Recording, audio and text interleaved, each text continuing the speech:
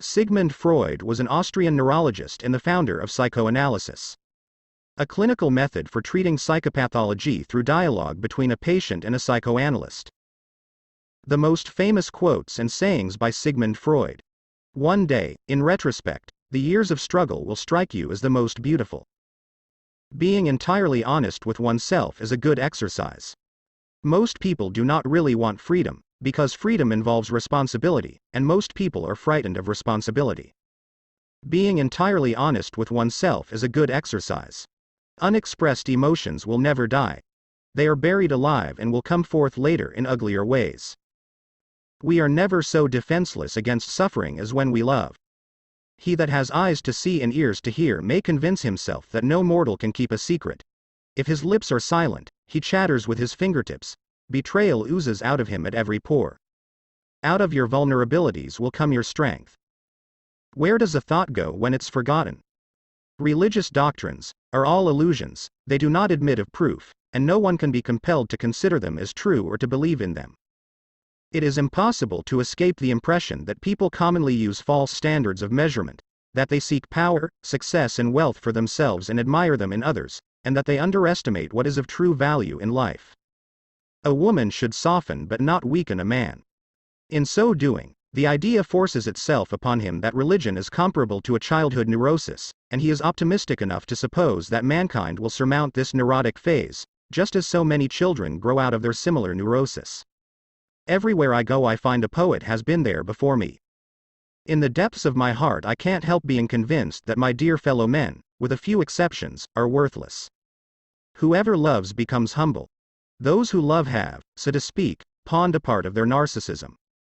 No, our science is no illusion. But an illusion it would be to suppose that what science cannot give us we can get elsewhere. Immorality, no less than morality, has at all times found support in religion. Life, as we find it, is too hard for us. It brings us too many pains, disappointments and impossible tasks. In order to bear it we cannot dispense with palliative measures. There are perhaps 3 such measures: powerful deflections, which cause us to make light of our misery; substitutive satisfactions, which diminish it; and intoxicating substances, which make us insensible to it. Out of your vulnerabilities will come your strength. Religion is an illusion and it derives its strength from the fact that it falls in with our instinctual desires. It is that we are never so defenseless against suffering as when we love, never so helplessly unhappy as when we have lost our loved object or its love. He does not believe that does not live according to his belief.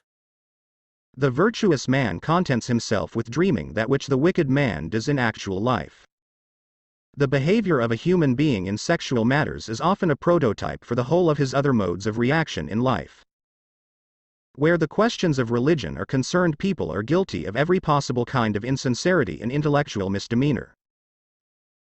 Beauty has no obvious use, nor is there any clear cultural necessity for it. Yet civilization could not do without it. The intention that man should be happy is not in the plan of creation. Men are more moral than they think and far more immoral than they can imagine. My love is something valuable to me which I ought not to throw away without reflection. The creative writer does the same as the child at play. He creates a world of fantasy which he takes very seriously. Where it is, there shall ego be. A man should not strive to eliminate his complexes but to get into accord with them.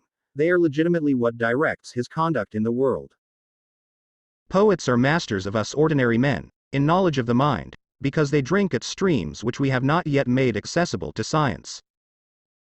Love and work are the cornerstones of our humanness.